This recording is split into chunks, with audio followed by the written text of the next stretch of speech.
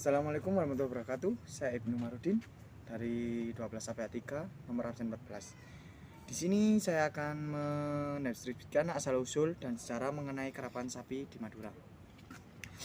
Kerapan sapi Madura telah menjadi kebudayaan orang Madura sejak zaman dahulu. Kebiasaan memacu binatang peliharaan di arena memang sudah menjadi kegemaran penduduk di Madura sejak dahulu kala. Di Madura tidak hanya hewan peliharaan sapi yang diadu cepat, tetapi juga kerbau seperti yang terdapat di Pulau Kangean. Adu cepat kerbau itu disebut mamacir. Sapi atau kerbau yang diadu cepat itu dikendarai oleh seorang joki yang disebut tukang tongko. Tukang tongko tersebut berdiri di atas keles yang ditarik oleh sapi di kerbau pacuan. Pengertian dan asal mula. Bagi orang Madura, pengertian kata kerapan atau adu pacu sapi memakai kelales, perkaitan kerapan diartikan sebagai adu atau pancuan sapi, karena pancuan sebagai binatang lain seperti kerbau tidak disebut kerapan, tetapi mamacir.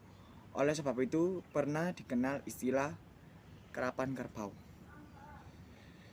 Kata kerapan berasal dari kata kerap atau kirap yang artinya berangkat dan dilepas bersama-sama atau berbondong-bondong. Ada pula anggapan lain yang menyebutkan bahwa kata kerapan berasal dari bahasa Arab kiraba yang berarti persahabatan. Dalam pengertiannya yang umum sekarang, kerapan adalah suatu atraksi lomba kecepatan sapi yang dikendarai oleh joki dan menggunakan kaleles. Lahirnya kerapan sapi di Madura nampaknya sejalan dengan kondisi tanah pertanian yang ada di Pulau Madura. Tanah-tanah pertanian itu dikerjakan dengan bantuan binatang-binatang peliharaan seperti sapi, kerbau, maupun kambing. Karena banyaknya penduduk yang memelihara ternak, maka lama-kelamaan muncullah pertunjukan yang dinamakan kerapan sapi. Kerapan sapi di Madura berawal sejak abad ke-14. Disebutkan dengan seorang kiai bernama Kiai Pratanu pada zaman dulu yang telah memanfaatkan kerapan sebagai sarana untuk mengadakan penjelasan tentang agama Islam. Oleh sebab itu, ajarannya yang filosofis dihubungkan dengan posisi sapi kanan yang disebut pangloar dan sapi kiri yang disebut pangadalem, yang harus berjalan seimbang agar jalannya tetap lurus, agar manusia pun dapat berjalan lurus. Cerita lain mengenai kerapan sapi pada abad ke-14 di Sapaudi memerintahkan Panembahan Wilingi. Ia banyak berjasa dalam menanamkan cara-cara berternak sapi yang kemudian dianjurkan oleh putranya Adi Podai. Sang putra lama mengembara di Madura daratan dan ia memanfaatkan pengalamannya di bidang pertanian di Pulau Sapaudi, sehingga pertanian tersebut menjadi maju oleh adanya kerapan sapi, dan ternak-ternak sapi di Madura sekarang mulai banyak dan bermunculan dari desa ke desa tersebut. Seperti di bawah ini contoh kerapan sapi.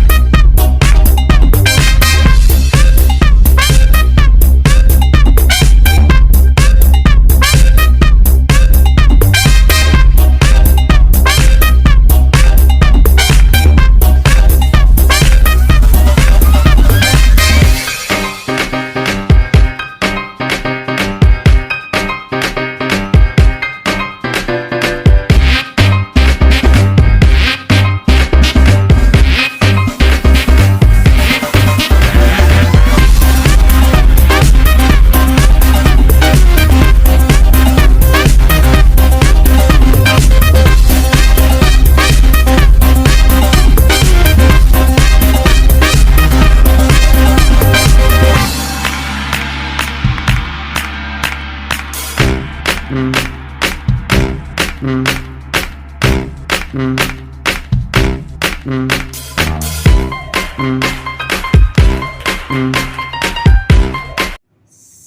dari presentasi kami. Kalau ada kurang lebihnya, saya mohon maaf.